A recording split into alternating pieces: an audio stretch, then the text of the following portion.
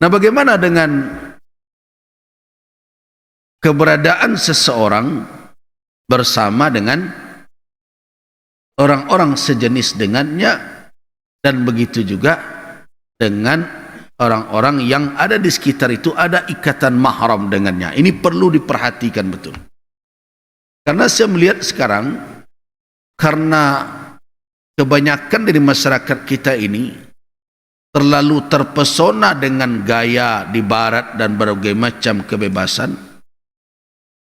Bisa jadi anak-anak gadis terkadang pakai celana short saja, pendek saja depan saudaranya, depan ayahnya dan berbagai macam.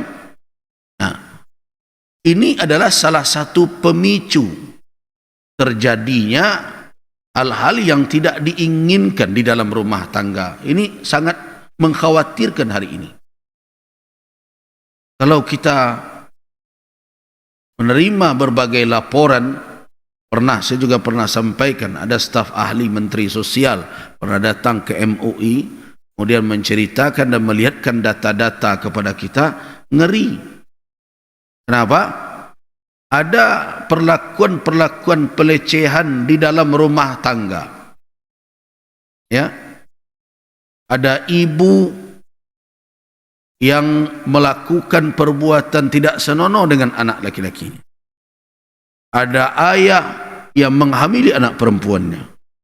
Ada antar saudara yang melakukan perbuatan zina dan sebagainya. Nah, kita ketika membaca itu paling kita terkejut-kejut saja, tapi kan tidak selesai itu terkejut itu. Atau onde-onde. Selesai aja onde-onde. Tentu kita harus cari apa yang menjadi faktor penyebab dari itu. Di antara faktor penyebab itu, karena memang kita yang pertama mulai dimasuki oleh kebiasaan-kebiasaan, budaya-budaya yang tidak bersesuaian. Karena hal yang seperti itu di barat tidak dianggap pelecehan. Di barat sana hal seperti itu sering terjadi, tidak dipersoalkan. Selama mereka melakukannya suka sama suka.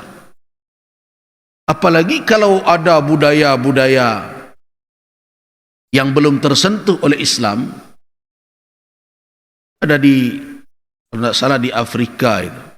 Afrika itu ada budaya orang kalau menerima tamu, itu istrinya disuruh tidur dengan tamu itu.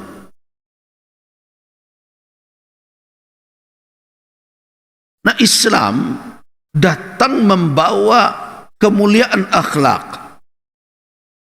Kemuliaan akhlak itu tidak hanya hadir ketika hadir di tempat umum, tetapi juga ada akhlak di dalam rumah tangga dan berbagai macam. Nah, saya sering mendengar ibu-ibu yang telah separuh baya sekarang ini kadang mempergunakan ayat tetapi tidak pada tempatnya, tidak difahami. Mungkin ada yang berfatwa begitu, sehingga akhirnya bisa mudah saja abai dengan aurat di dalam rumah tangga, di dalam keluarga berbagai macam. Padahal ayat tersebut tidak menunjukkan demikian. Coba perhatikan, tidak muncul. Perhatikan dalam surat An-Nur ayat 60.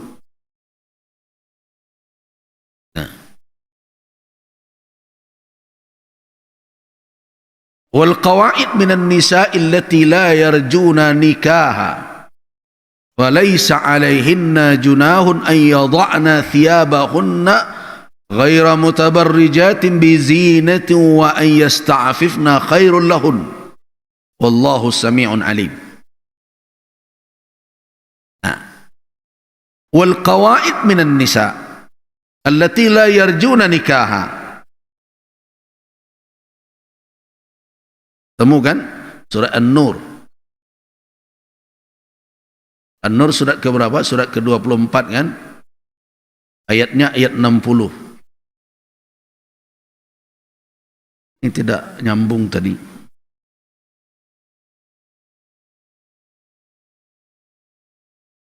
Nah, nyambung. Wal qawaid. Nah, ini sebagian orang kadang-kadang memahami ayat itu terpenggal-penggal, tidak utuh dibaca. Al-qawaid itu memang di dalam tafsir para ulama dikatakan adalah ada beberapa tafsir yang kita baca, kata al-qawaid itu allati qa'adna 'anil walad, yaitu yang tidak punya, yang tidak mungkin melahirkan lagi.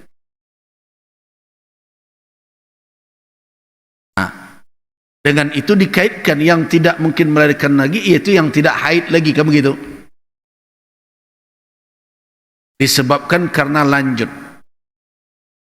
Nah, ada yang sebagian yang membatasi sampai di situ sehingga wanita-wanita yang sudah haid sudah seenaknya saja membukakan aurat dengan alasan ayat ini. Ini tidak tepat.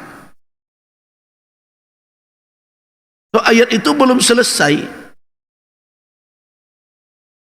Wal qawaid minan nisa, ada allati, yang kondisi dan keadaan mereka.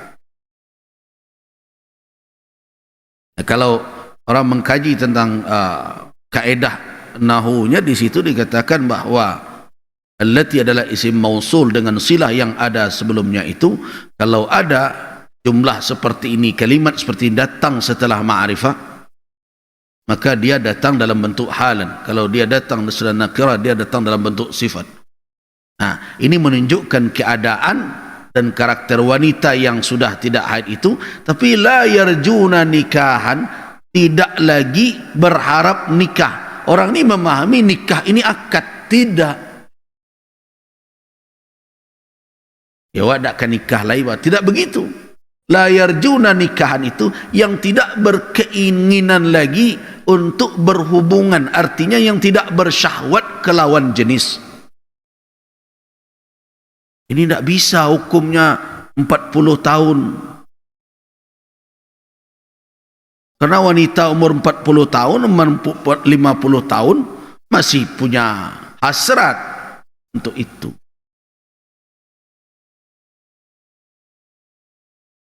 Jadi tidak begitu memahami ayat ini. Mentang-mentang sudah tidak haid lagi, terus aurat sudah disingkapkan berdasarkan ini. Jadi wanita-wanita yang tidak lagi produktif melahirkan, kemudian mereka tidak punya hasrat. Di umur berapa itu? 80-an ke atas barangkali ya.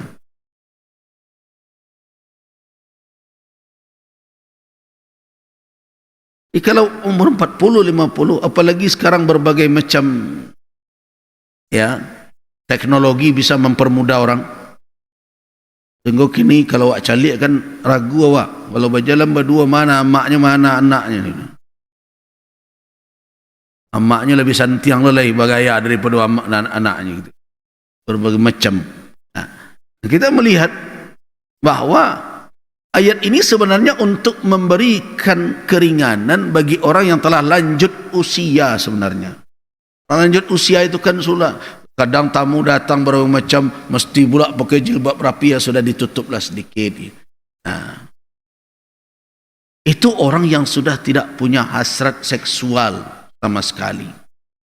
Nah, yang seperti ini, falaisa alaihinna junahun, tidak ada dosa atas mereka ayyadha'na thiyabahunna, untuk melepaskan pakaian mereka. Lepaskan kepakaian itu bukan berarti tidak berbaju.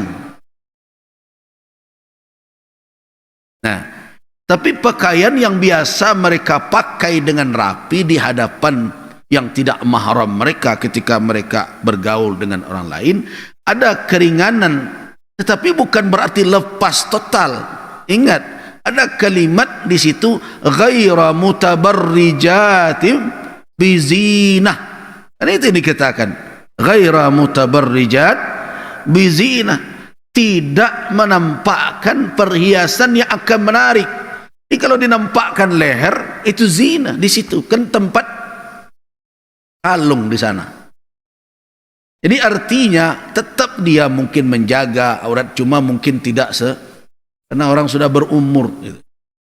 Tapi kalau dia keluar berbagai macam, kan ini persoalannya adalah masalah di dalam rumah.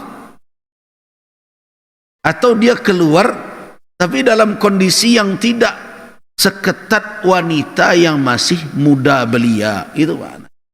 Ini bukan berarti lepas sama sekali. Kenapa tidak berjilbab? Ambo kalang gaik ya. Kayaknya berumur 50 tahun. Belum tentu lo orang tak ketujuhnya. Kadang-kadang kan ada orang yang ketujuh enggak berumur tu. Ikan. Nah itu jadi alasan kenapa dilepas-lepas begitu saja. Walaupun dia diizinkan, tapi ghaira mutabarrijatin bizinatin. Tetap mereka tidak menyengaja bermaksud memperlihatkan perhiasan mereka. Nah, perhiasan yang dimaksudlah tempat perhiasan ada. Mana tempat perhiasan? Perhiasan wanita itu yang lazimnya adalah gelang, tangan maupun kaki, kalung, kemudian juga subang atau giwang.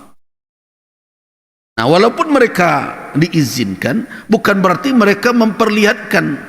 Tempat kalung di mana? Leher. Tempat gelang di mana? Pergelangan tangan dan pergelangan kaki. Ini bukan berarti boleh pakai rok mini semakin tua itu. Itu gaya agogo namanya tuh. Orang ngeceh gaya taruh asam gitu. Nah, walaupun mereka diizinkan, tapi ingat apa penutup ayat itu? Wa ayyasta'afifna khairul lahunna. Jangan lupakan, itu adalah pilihan terbaik.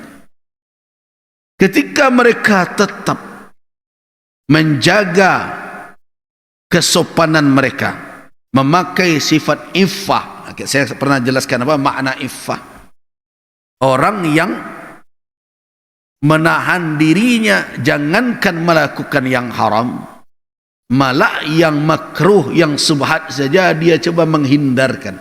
Walaupun boleh agak longgar, tetapi kalau dia tetap bertahan dengan hijab yang rapi seperti remaja atau anak gadis, itu khair.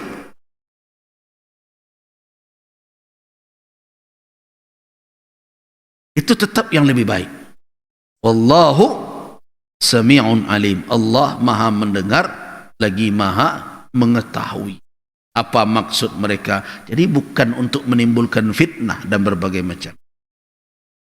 Nah, di dalam rumah memakai iffah itu perlu, walaupun ada batasan aurat. Kenapa ini saya jelaskan dahulu? Karena para ulama nanti akan berbeda pandangan tentang apa batasan aurat di depan mahram. Ada yang panjang membahas tentang ini seperti Al-Imam Al-Maududi misalnya. Beliau banyak menulis tentang perkara tentang wanita, kedudukan mereka, peran dan fungsi mereka. Di antara pendapat ulama, ya, hududul aurah lin nisa'i, batasan aurat bagi wanita kalau berada di tengah mahramnya tentu tidak seperti dia berada di tengah orang-orang asing darinya itu. Mereka disuruh menyembunyikan atau menutupi tubuh mereka selain wajah dan telapak tangan. Itu yang sudah kita jelaskan pada pertemuan yang lalu. La yahillu limra'atin mu'minatin atau limra'atin tu'minu billahi wal yawmil akhir an tukhrija yadaiha, untuk mengeluarkan, jangan sampai dia mengeluarkan tangannya illa ila hauna wa qabda nisfu zira', sampai ke sini. Nah, begitu juga wal jariyah. Kalau anak perempuan yang masih kecil, jariah itu yang belum lagi haid. Nah, Kalau jariyah, idza hadat, kalau sudah tiba haidnya, lam yasluh an yura minha, tidak patut terlihat darinya melainkan wajahnya dan kedua tangannya sampai mifsal. Mifsal itu nak sampai pergelangan tangan. Itu juga hadis Ummul Mukminin Aisyah dan lain-lain. Bahkan bukan hanya tersingkap saja. Bukan hanya tersingkap saja. Memakai pakaian yang transparan pun atau mencetak tubuh pun tidak dibolehkan ketika dia berada di tengah orang asing. Sebagaimana kisah Asma binti Abi Bakar itu. Dia adalah saudari dari Ummul Mukminin Aisyah radhiyallahu anha, istri Nabi. Masuk dengan pakaian raqiqin, bilibasin raqiqin yasif an jismiha, yang tipis sehingga membayangkan tubuhnya. Fa'arada Nabi sallallahu alaihi wasallam anha, Nabi berpaling dari Asma, tidak melihat. Waqal, sambil berkata, ya Asma, innal mar'ah idza balagatil mahidha, wahai Asma, seorang wanita apabila sudah tiba haidnya, maksudnya waktu sudah sampai dia pada umur dia haidnya datang, maka semenjak itu apa? Lam yusluh, tidak pantas lagi ayyura minha, terlihat dari tubuhnya itu illa hadha wa hadha, melainkan hadha wa hadha asyara ila wajhi wa kaffihi. Rasulullah berisyarat ke wajah beliau dan ke telapak tangan beliau. Termasuk juga seperti hadis yang masyhur populer, la'anallah al-kasiyatil 'ariyat, Allah melaknat wanita-wanita yang berpakaian tapi bertelanjang. Artinya apa? Dia pakai baju tapi terbayang juga. Hari ini kita sering mendapat pertanyaan dari jamaah karena tampil di berbagai media sosial, jilbab ada tetapi pakaiannya mencetak tubuhnya. Goyang-goyang lo muka orang tuh. Nah ini hal-hal seperti ini yang mesti harus diperhatikan bukan dicalik maknanya ya. Diperhatikan efeknya, dampaknya itu jelas.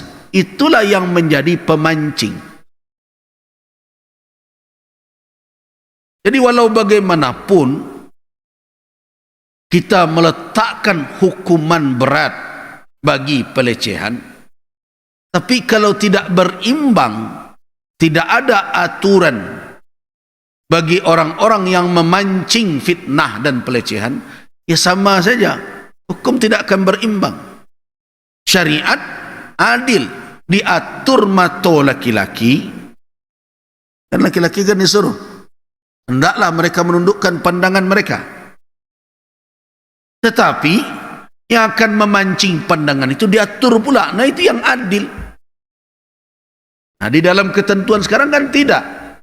Orang marah-marah kepada laki-laki yang jelalatan matanya melihat orang berpakaian seperti itu. Tapi kapan kita menegur orang-orang yang berpakaian seperti itu, yang memang untuk apa dia berpakaian seperti itu kalau tidak memancing mata orang? Jadi ada pula kadang nak gadis dilihat orang marah-marah. Kenapa kamu lihat saya? Awak nak minta calik. Dia berang loh. Jadi karena itu harus kedua-duanya ditata. Dan itulah Islam. Dan itu kita sadari betul agama kita bukannya membuat kehidupan ini menjadi sempit. Tidak. Malah menjaga kehidupan ini berjalan dengan adab. Dengan kemuliaan sebagai insan. Tapi yang terjadi, kita ingkari petunjuk syariat, kita tidak patuhi, terjadilah penyimpangan-penyimpangan seperti tadi.